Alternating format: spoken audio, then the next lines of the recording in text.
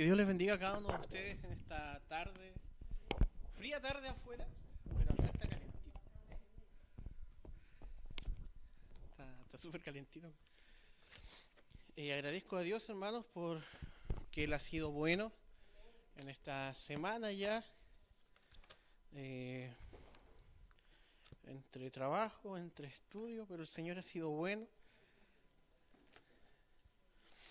Doy gracias al Señor también porque el día de hoy no es un día cualquiera. Y no solamente porque tenemos servicio de Santa Cena, sino porque el día de hoy estoy cumpliendo 4 años de matrimonio. Felices 4 años llenos de sube y baja. Lo sabrá usted, que lleva quizás mucho más tiempo que yo, pero hemos podido ver la mano de Dios ayudándonos en momentos complejos de la vida, y hemos visto la mano de Dios también en esos momentos alegres, en esos momentos ricos de la vida. Hemos podido ver que el Señor ha estado con nosotros. Así que feliz de poder estar junto a mi esposa también. Te amo. Y Mateo ya cayó a dormir. Quiero que me acompañen, amados, al libro de Juan.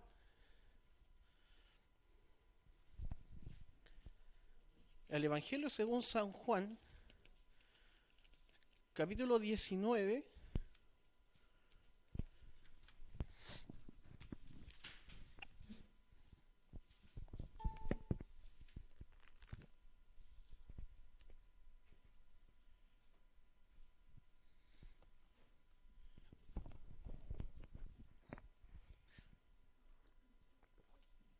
Ahí vamos a estar leyendo la palabra del Señor. San Juan, capítulo 19.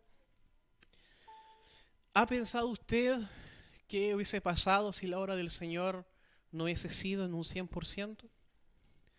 Si el Señor hubiese completado la obra que tenía que hacer en un 90%, en un 70%, pues de nada hubiese valido la muerte de Cristo.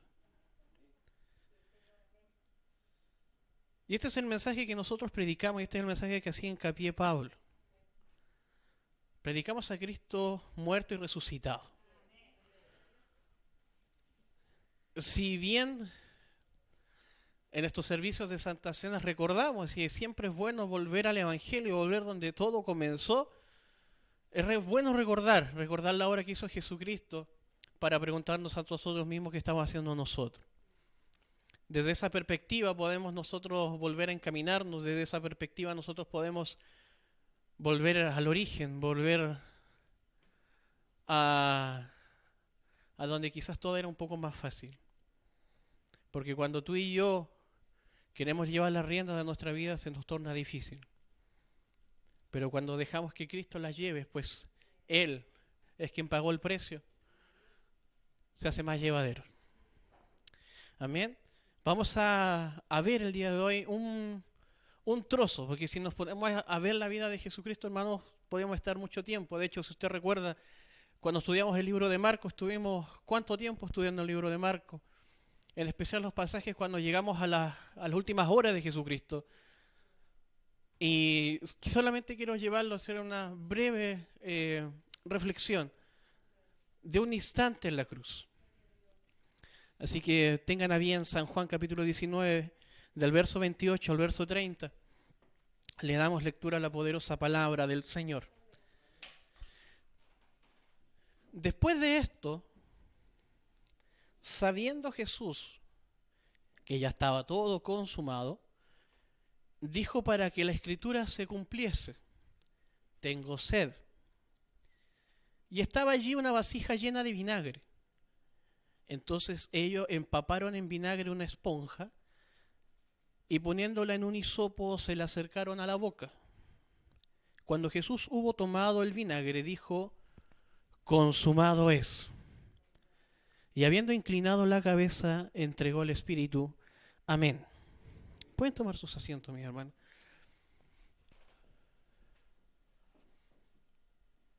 Como le digo, simplemente es poder reflexionar esta tarde en un pasaje, en un momento de la cruz. Ya ha pasado bastante tiempo en que los escribas, entre los fariseos, entre los saduceos, intentaban prender a Jesús. Intentaba de alguna forma hacerles preguntas capciosas, con que el Señor Jesucristo, en buen chileno, ¿cierto?, picara la carnada, ¿cierto?, picara la red. El Señor Jesucristo, pues, ¿cuál es el más sabio entre los sabios? Muchas veces le preguntaba, le hacían la misma pregunta o le daba vuelta a la pregunta para poder contestar. Cuando le dijeron si había que pagar los tributos, él le dijo, sí, hay que pagarlos, pero también hay que darle a Dios lo que es de Dios. Entonces siempre usted va a encontrar en los evangelios que intentaban acusarle en algo, intentaban hacerlo picar en algo, pero no podían. Trataron de ponerlo de blasfemo, trataron de alguna forma hacerlo caer. Es más, cuando él se presenta ante Pilato, Pilato le dice, yo no veo alguna mancha alguna en ti, no veo por qué te quieren preso.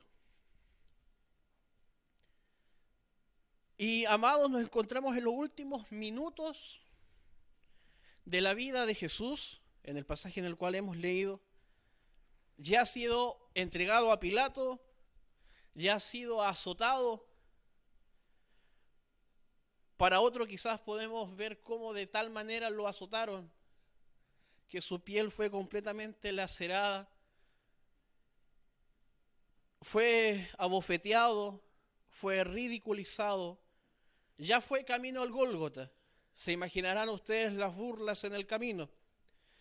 Ya fue clavado en sus manos y en sus pies. Fue crucificado junto a malhechores. Mientras él colgaba de la cruz, los soldados hacían suertes con su ropa para ver quién se quedaba con la ropa de Jesús. Y este es el escenario en el cual estamos, en el cual leímos los versículos que acabamos de leer.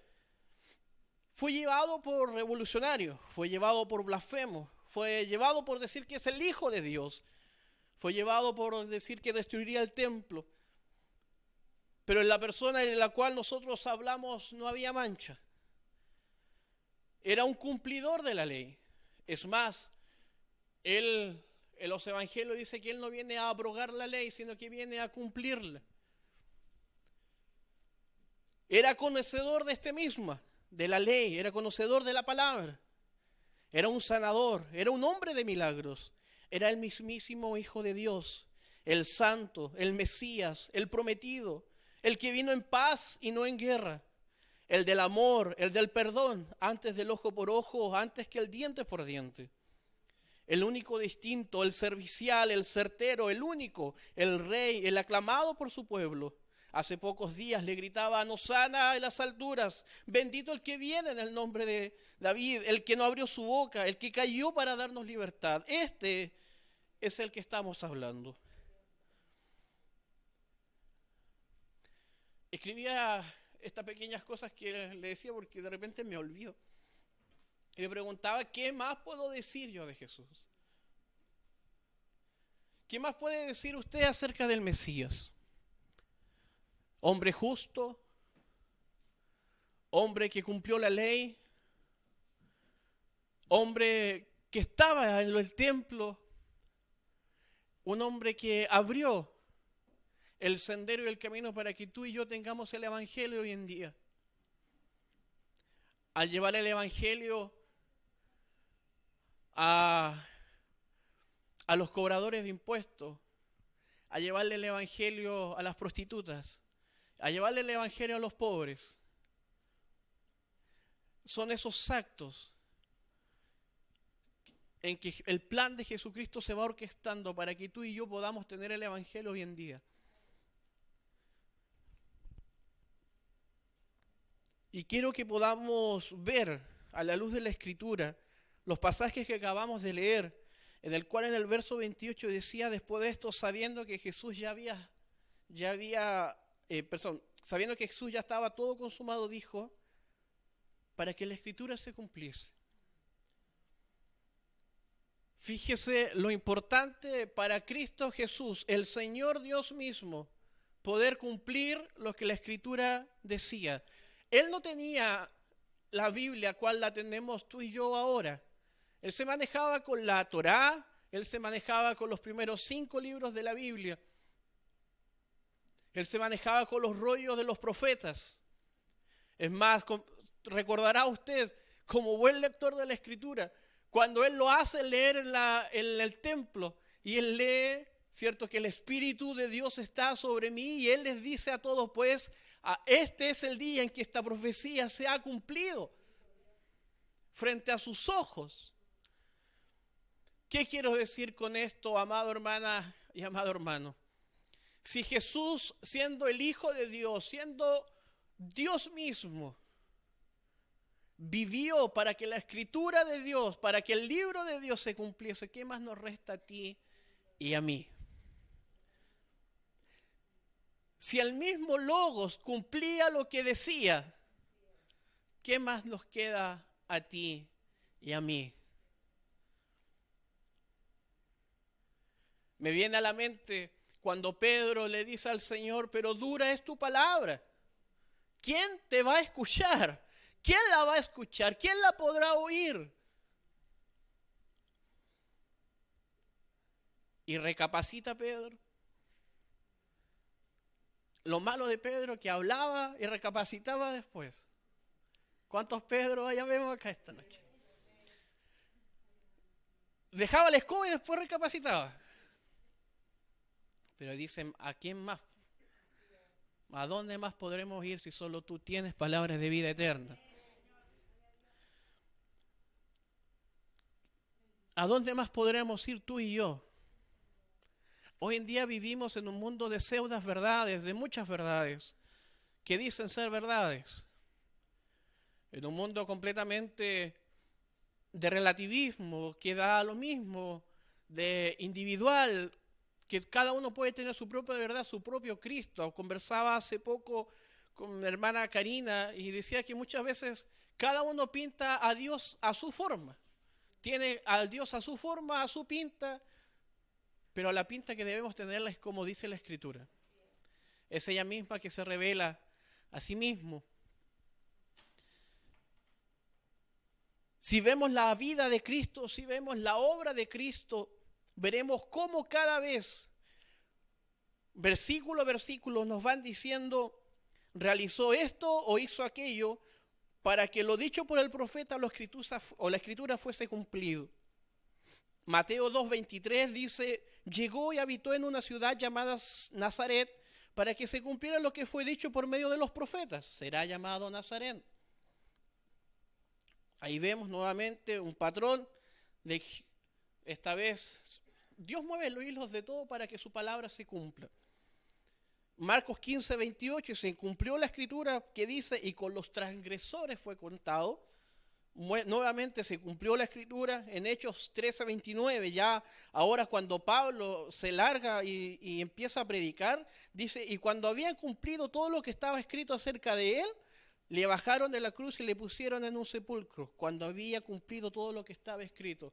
Fíjese bien, la escritura, de hecho cuando Jesucristo se resucita y se le presenta a quienes van camino a Emaús, viene eso que a mí me maravilla, que dice que la escritura da testimonio de él. Toda la escritura nos dirige a Jesús. No hay ni un ápice que nos lleve por un camino distinto. Muchos de nosotros queremos ser nosotros los verdaderamente importantes. El evangelio de Dios para el hombre, pero es el evangelio que exalta, que glorifica a Jesús. Cuando nosotros queremos ser el centro, de cierta manera estamos olvidando y estamos dejando a un lado al hacedor de la vida, al que es el importante, al que dio su vida en rescate por cada uno de la humanidad.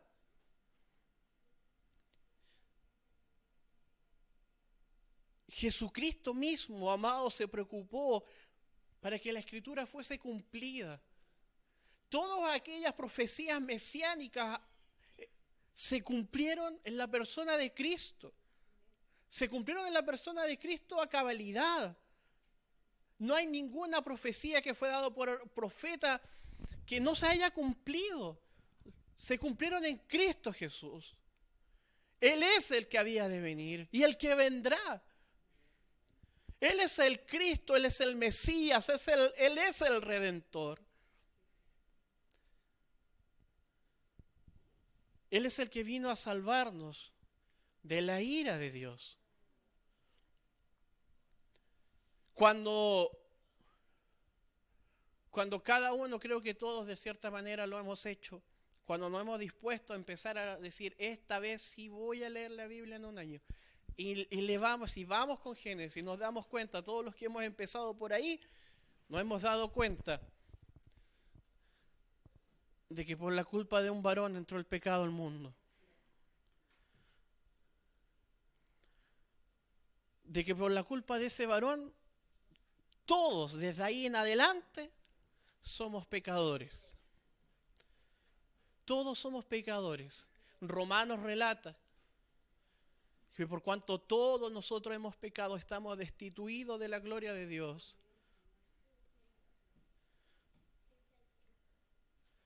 Pero Romanos también relata, y Pablo escribe, que así como entró la muerte por un hombre, también entraría la vida, entraría la gloria también por un hombre.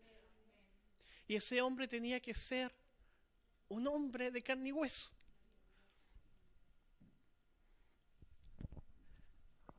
Jesucristo no es un aparecido que haya dicho, esto se cumplió en mí, o justo, o estaba maquinando todo para que se cumpliese en él. Hermano, hermana, Jesucristo es el mismo Dios.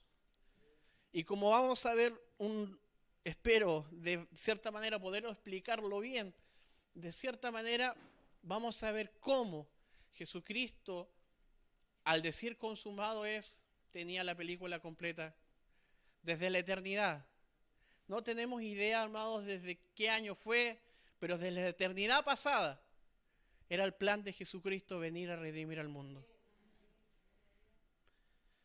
Y lo grandioso de eso, cuando nos ponemos a pensar y a meditar, porque la palabra de Dios hay que meditarla, es que haya fijado sus ojos en salvarte a ti y a mí. ¿Qué tenías tú? Nada, ¿cierto? Pues esa nada le bastaba a Dios. Esa nada le bastaba a Jesús. Y esto es lo grandioso según Efesios 2:8, porque la gracia, porque esto no es una salvación por obras, por méritos humanos. No es por cuán buenos seamos. No es porque nos vaya bien en la pega, no es porque tengamos dinero ahora que escasea. No es por eso, es por voluntad divina y soberana del Señor. Por gracia soy salvo. Cuando vemos en el Génesis que fueron expulsados del Edén, fueron sacados de la gloria de Dios. Y vemos cómo el puente se corta, pero vemos cómo el puente se vuelve a unir en Cristo Jesús. Es grandioso. Es más,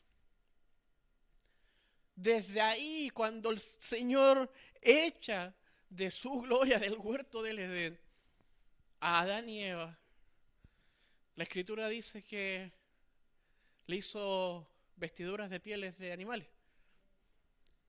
Tuvo que haber un sacrificio para cubrirlos de su desnudez. Y así nos damos cuenta que luego, cuando se da la ley mosaica y se instruye el tabernáculo de Dios, donde habitaba Dios con este pueblo Israel del Antiguo Testamento, vemos que cada familia debía llevar un cordero sin defecto alguno para presentarlo por la expiación de los pecados, por el perdón de los pecados. Y ahí estaba la casta de los sacerdotes, y el sumo sacerdote una vez al año llevaba un corderito, el mejor, el más mejor, para perdón de pecados del pueblo en general. Si el pecado era, perdón, si la ofrenda del cordero era acepta, teníamos sumo sacerdote todavía un año más. Si el pecado, perdón, si la ofrenda no era acepta, si había algo todavía por ahí, teníamos que cambiar de sumo sacerdote, pues él moría. Y cada vez que alguien llevaba un cordero para expiación de los pecados, debía tomar, que era como no sé si decirle como un cachito, como algo de ahí, donde tocábamos ahí para la sustitución. Ese me está sustituyendo a mí. El cordero me estaba sustituyendo a mí por mis pecados. Y todas estas figuras nos iban a mostrar después que ellos quizás no entendían por qué hay que ir a todos los días, o por qué hay que ir una vez al mes a pedir perdón por los pecados. Quizás un niño le preguntaba a su padre decía, vamos nomás. Y ahora que podemos tener la revelación completa, pues ellos veían de poco en poco, y ahora que tenemos la revelación completa de la Escritura, podemos darnos cuenta de que eran tipificaban a Jesucristo, el sacrificio perfecto. En Él no había mancha alguna. Él nos ha limpiado de nuestros pecados, como oraban nuestras pastoras, aquellos pecados que pasados, ay, ay, ay, esos pecados presentes, ay, ay, ay, y esos pecados futuros, pues la sangre de Cristo tiene ese poder. Bendito sea el Señor. La Escritura pone de manifiesto a Cristo. Y lo iba a leer, pero me parece que son todos cristianos y conocen la historia. Génesis 22, capítulo 22, verso 10, nos habla de Abraham e Isaac. Cuando el Señor le pide a Abraham que sacrifique a su hijo. Y dentro de quizás las cosas que pudieron pasar en su mente, la Escritura dice que él fue. Su único hijo, que estuvo esperando por años, con su esposa que era estéril, a los 90 y tantos, él a los 100, fue. Obedeció a la voz de Dios. Llevaban la leña, pero no llevaban el animal. Y Abraham luego le dice a sus criados que esperen ahí, que ellos iban a ir e iban a volver. La Escritura dice que lo amarra de manos a su hijo, y cuando se dispone con el cuchillo enfrente para poder cumplir la voluntad de Dios. Podemos decir, era un Dios sanguinario, hermanos. Estamos hablando de miles de años atrás. Culturas que se hacían en ese antiguo Oriente. Pero fíjese, cuando él estaba dispuesto con matar a su hijo por obedecer la voz de Dios, dice que el ángel del Señor le dijo que se detuviera. Que se detuviera.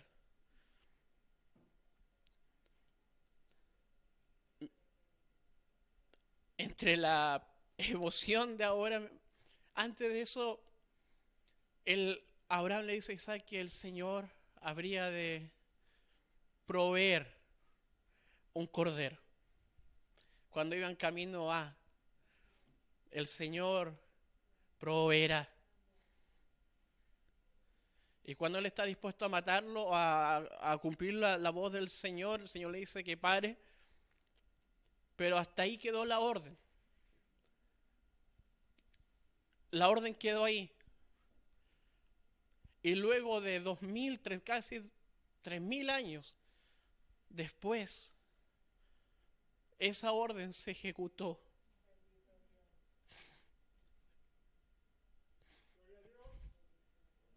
El Señor se proveyó de cordero para el sacrificio. El Señor cumplió. Él se proveyó de un cordero para el sacrificio. El único hijo, el que no consideró su forma de ser de Dios, y dice que se despojó de esa forma gloriosa para salvarnos, para venir al mundo, siendo un hombre. Y usted pues conocerá la historia del Señor, en la forma en la que vino, lo que sufrió. Pero no es un sufrimiento como cualquiera puede sufrir. Es un sufrimiento que valió la pena. Pues mi Jesús murió, pero resucitó al tercer día. Ese es el sacrificio que satisfizo la ira de Dios, la ira que viene por nuestro pecado. Desde Adán hasta nuestros pequeños, nuestros hijos, nuestros nietos, hemos pecado, hemos fallado. La Escritura así lo dice, y la Escritura no falla.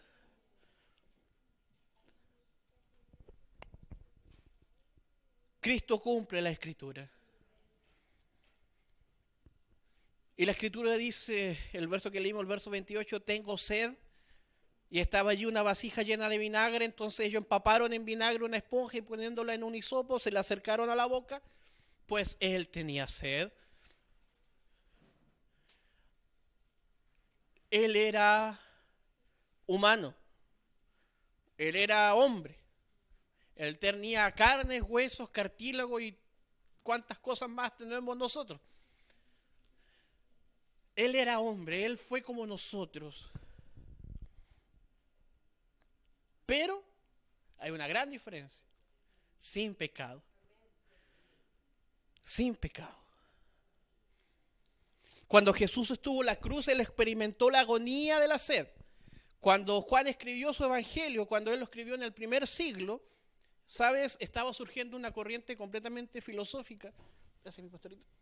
Estaba ocurriendo una corriente filosófica que se llama los gnósticos.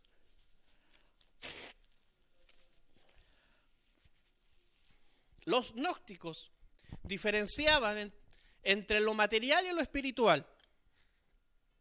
Decían que todo lo que era espiritual era bueno y todo lo que tenía materia, sustancia, era malo. ¿Y qué tiene que ver esto? Para allá vamos. Entonces ellos sacaban sus propias deducciones y conclusiones. Esta era una. Una era que Dios, que era espíritu puro, pues la Escritura dice que Dios es espíritu, no puede de ninguna manera asumir un cuerpo que es materia. Y por tanto es malo.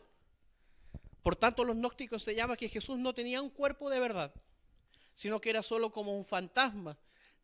Por ejemplo, decían que no dejaba huellas en el suelo, porque era un espíritu puro en un cuerpo irreal. De ahí se pasaban a decir, por tanto, que Dios no podía sufrir, porque era un espíritu.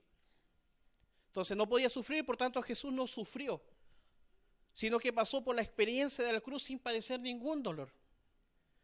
Cuando los gnósticos creían que hablaban así, creían que estaban honrando a Dios y a Jesús, pero los que estaban haciendo completamente lo contrario, estaban destruyendo la realidad de Jesús. Si Él había de redimir a la humanidad, tenía que hacerse 100% hombre. Tenía que hacerse como nosotros. Por eso Juan hace hincapié en el hecho de que Él sufrió sed. Quería ver que era verdaderamente humano y que realmente experimentó la agonía.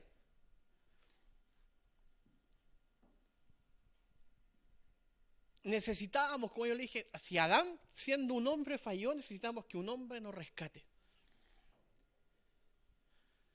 Jesucristo fue 100% Dios y 100% hombre. Ya en el primer siglo, apenas se había ido Jesús, ya empezaron a manchar la cosa, a querer trastocar la Escritura, a querer trastocar lo que había pasado. Pero Jesucristo fue hombre, amados. Sufrió, tuvo sed, pasó dolores como un hombre. No sé si me puedes ayudar, quien esté en la sala de multimedia, poniendo Hebreos capítulo 4, verso 15.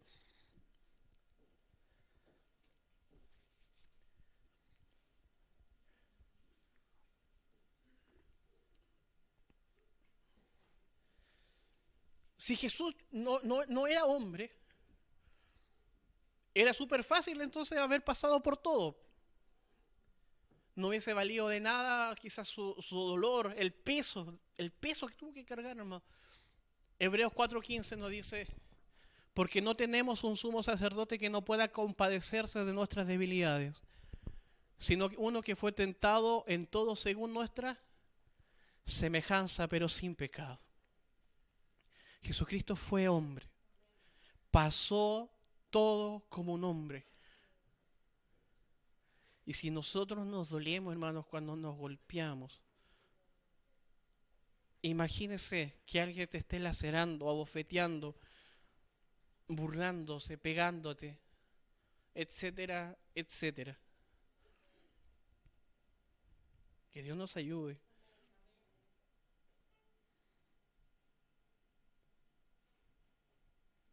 Jesucristo era hombre. Y él dice, cuando Jesús hubo tomado el vinagre, pues tenía sed, él exclama, consumado es. Consumado es.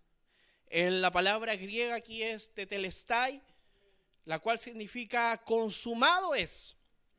Fue usada en la antigüedad de diferentes maneras. Fíjese cómo fue utilizada esta palabra y cómo la podemos utilizar nosotros. Fue usada cuando una deuda quedaba pagada o cuando un siervo completaba una tarea encomendada por su amo. Él decía, si lo mandaban a limpiar los baños, ejemplo, él se acercaba a su amo y decía, tetelestai, ya hice lo que me mandaste a hacer. Es más, dice que los griegos cuando pagaban sus deudas, le timbraban y decía, tetelestai, está todo pagado, no debes nada, está pagado. Lo que nosotros de repente necesitamos en los negocios, ¿verdad? Tetelestai.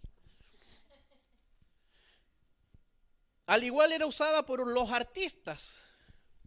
Al terminar su obra, en especial los pintores inspeccionaban el arte y estaban complacidos en ellas cuando, no sé si a ustedes les gusta mucho las pinturas, pero imagínense que alguien haya pintado esto y terminó ahí de pintar la patita y dijo, lo miró, lo observó y dijo, tetelestai, culminé.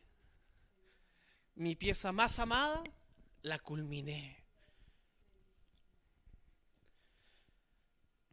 En cada uno de estos casos, tetelestai era utilizada. Y sabes que también se utilizaba en el templo. Cuando se presentaba cordero de un año de edad para sacrificio y se ofrecía la ofrenda, el sumo sacerdote tenía que inspeccionar bien al corderito. Le miraba sus patitas, le miraba sus orejas, que no hubiera nada malo. Lo inspeccionaba sin mancha, entonces el sacerdote cuando ya lo había inspeccionado bien decía, tetelestai, está listo. Ahora puede pasar, ¿cierto?, al sacrificio, tetelestai, está. La palabra tetelestai es adecuada tanto pensando en Jesús pagando nuestra deuda, como en el caso que Jesús estuviera diciendo, ya terminé la obra.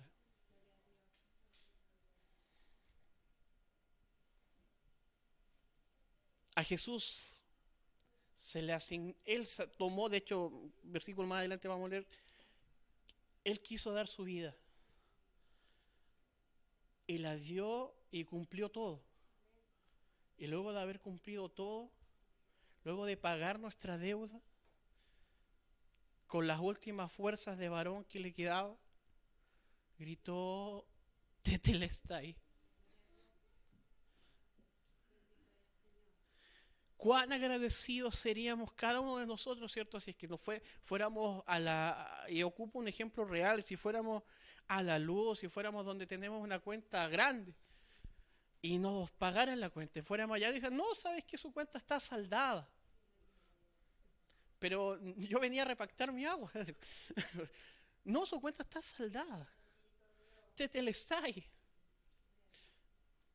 Tú y yo tenemos una cuenta que jamás en la vida vamos a poder pagar con Cristo. Jamás de jamás. Pero Cristo en la cruz del Calvario, Él gritó: Tetelestai. Nuestra deuda fue pagada por completo. No es que haya faltado, no es que ahora yo tengo que poner algo, no, está completo. Solamente Él satisface la ira de Dios. Él es el Cordero sin mancha.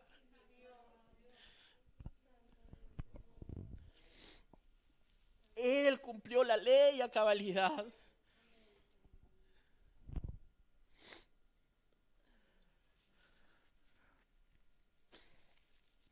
Podemos decir en esencia que no solamente en la cruz terminó su obra, sino que en la cruz comenzó una nueva etapa. En la cruz comenzó la etapa de la gracia, donde tú ni yo estamos,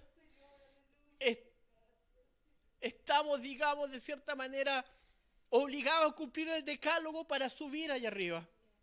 Pues la entrada lo da el Señor.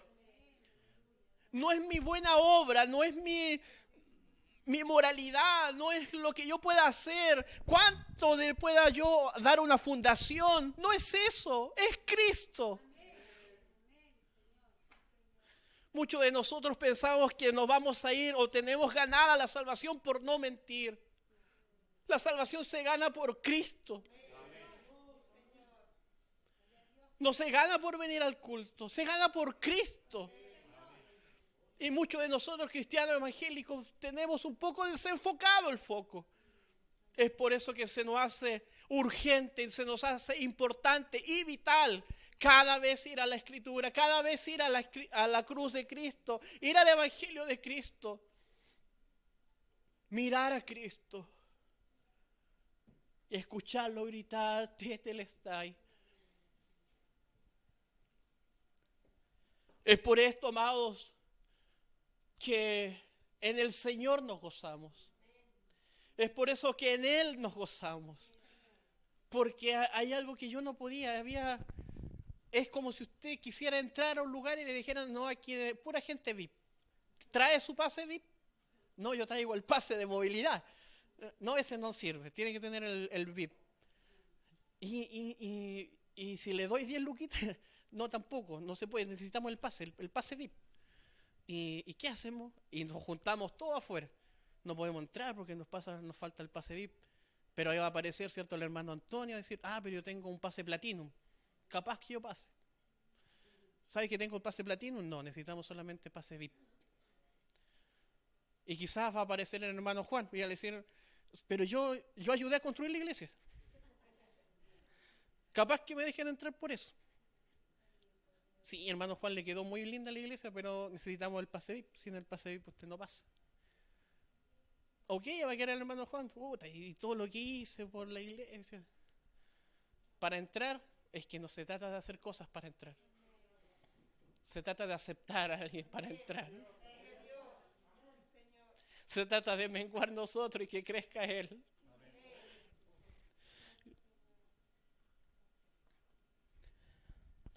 Charles Spurgeon decía: Tetelestai es una gota de tinta en un océano de significados. En otras palabras, Tetelestai es una palabra que toma poca tinta para escribirla, pero tiene un mundo de significado detrás y es inmensa. Uno no piensa en lo que Cristo hizo. Cumplió la ley, terminó con los sacrificios del Antiguo Testamento, pagó la deuda, desarmó los poderes de las tinieblas, me hizo libre, me justificó. Al mismo tiempo comenzó la nueva era de la gracia, comenzó la era del Nuevo Testamento. Empieza el Espíritu Santo a dirigir su iglesia para salvación de los hombres y por tanto para toda la humanidad. Cuán necesario fue ese consumado es.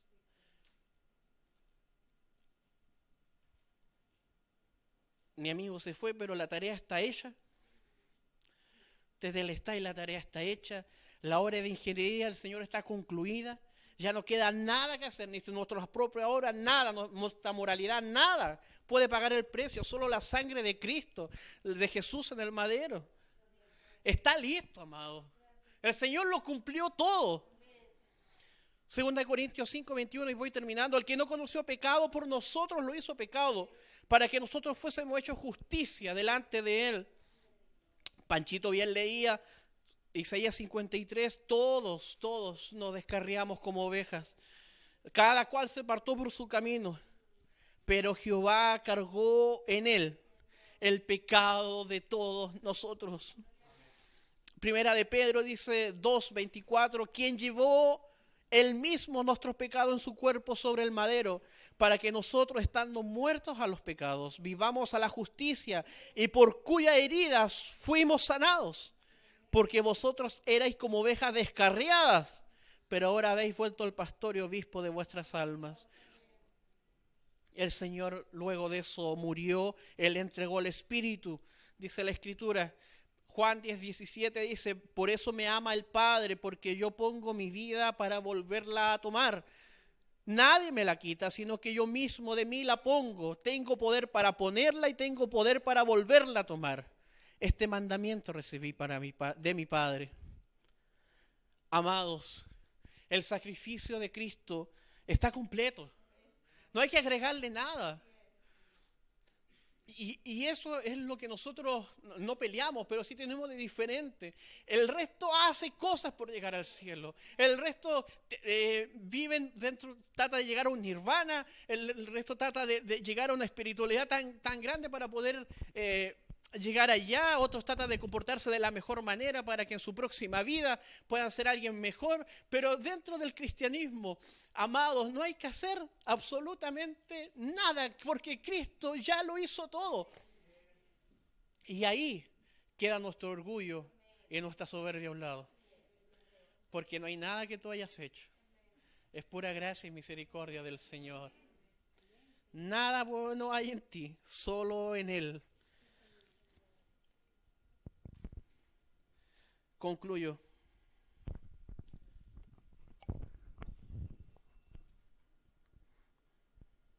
Quiero leer, simplemente leer. Ya estamos. Se me perdió la Biblia aquí. Simplemente quiero leer, amados. Y si usted me acompaña en la lectura, sería fantástico.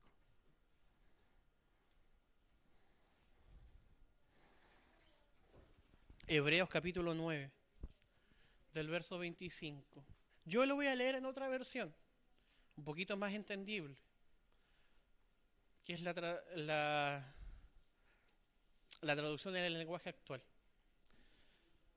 Hebreos 9, 25 dice. Estamos hablando de Cristo, ¿ya?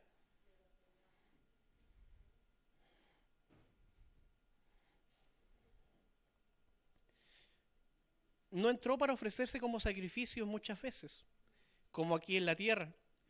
Lo hace el jefe de los sacerdotes, que entra una vez al año para ofrecer una sangre que no es ni la suya.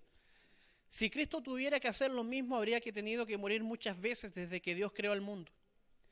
Pero lo cierto es que ahora, cuando ya se acerca el fin, Cristo se ha manifestado de una vez y para siempre. se ha manifestado para ofrecerse como sacrificio por el cual Dios nos perdona de nuestros pecados.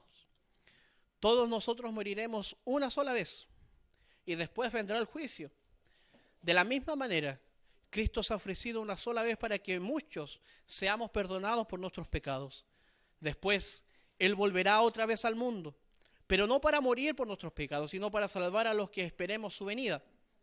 La ley de Moisés era solo una muestra de lo bueno que Dios nos iba a dar y no lo que en verdad nos daría.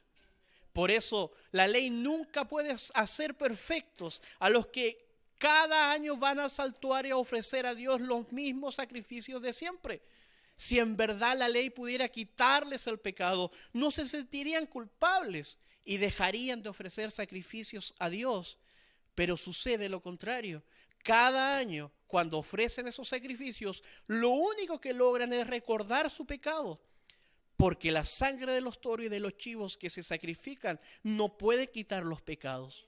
Por eso cuando Cristo vino a este mundo le dijo a Dios: tú no pides sacrificios a cambio de tu perdón, por eso me has dado un cuerpo. Por eso te dije: aquí me tienes para cumplir tu voluntad. Así me enseña la ley de Moisés.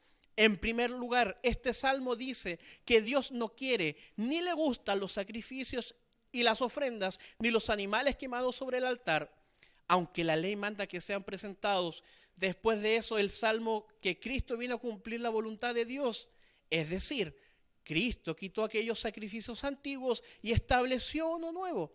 Dios nos eligió porque Jesucristo obedeció sus órdenes al morir en la cruz y ofreció su cuerpo como sacrificio una sola vez y para siempre. Aunque los sacrificios de animales no quitan el pecado, los sacerdotes judíos siguen ofreciéndolo muchas veces, todos los días.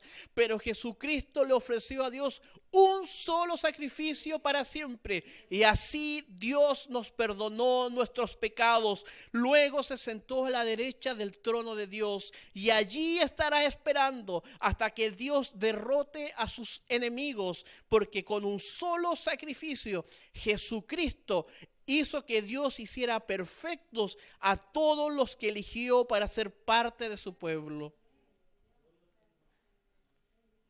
Verso 18, por lo tanto, si nuestros pecados han sido perdonados, ya no es necesario darles a Dios más ofrenda para que nos perdones. Hermanos, la sangre de Jesús derramada al morir nos permite tener ahora amistad con Dios y entrar con libertad al lugar más santo.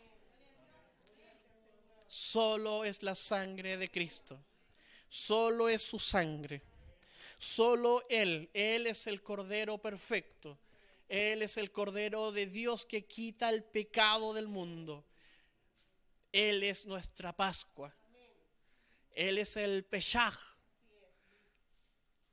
En el antiguo, y con esto sí termino, cuando el pueblo de Dios estaba en Egipto, la última plaga fue de muerte. Y Dios le dijo a su varón que pusieran en los dinteles de la puerta la sangre de un cordero y la muerte no entraría ahí. Obedientes los muchachos, porque nadie quería que mueran, pusieron la sangre en la puerta y la muerte no entró. Hoy en día necesitamos poner esa sangre que fue derramada, la necesitamos nosotros para no morir eternamente. Yo creo que todos los seres humanos somos eternos, pero nuestro fin es distinto. Cristo nos ofrece vida eterna en unas moradas celestiales. Él, no se olvide, amados, Él es lo importante. Y cuando usted tenga problemas, cuando usted esté peleando con el vecino, cuando usted tenga problemas con los oficiales, porque van a ver, o cuando tenga problemas que por ABC motivo, mira la cruz de Cristo y vea que tetelestai, está terminado, ya no hay nada más que hacer. Hay que acercarnos confiadamente a ese trono de la gracia, acercarnos con alegría. Si bien recordamos todo lo que pasó, lo humillado que fue nuestro Señor Jesucristo, y claro, de repente nos provoca pena todo lo que pasó, todo lo que sufrió por ti, por mí, de repente hasta rabia nos llega a dar cómo le hicieron eso a un justo, a alguien que no tenía la culpa. Pero cuando vemos la película completa, que era necesario su muerte para que tú y yo tengamos vida, no nos queda más que decirle gloria a Dios, gloria a Dios, gloria a Dios. Él es el centro, Él es lo importante, Él es lo central y lo medular. Consumado es, amados. Tú lo que tú hagas no te lleva al cielo. Lo que tú puedas decir, ¿sabes? No, ya llevo 5 años no mintiendo. Eso no te va a llevar a ningún lado. La moralidad no nos hace llegar a un lado. Cristo sí. Ahora, de que debemos ser buenos y de que tenemos que tener la moral que Dios tiene, sí. Pero lo importante es que Cristo ya lo hizo todo y nosotros simplemente servimos por amor. Hacemos por amor. En retribución, en algo, en lo más mínimo, a lo que Él ya hizo por nosotros. Amén. Que Dios nos bendiga, amados. Que Dios bendiga esta porción de su palabra. Pueda quedar en nuestros corazones. Le invito a orar, mi amado. Padre Celestial, gracias te damos en esta noche por tu palabra. Gracias, Señor, porque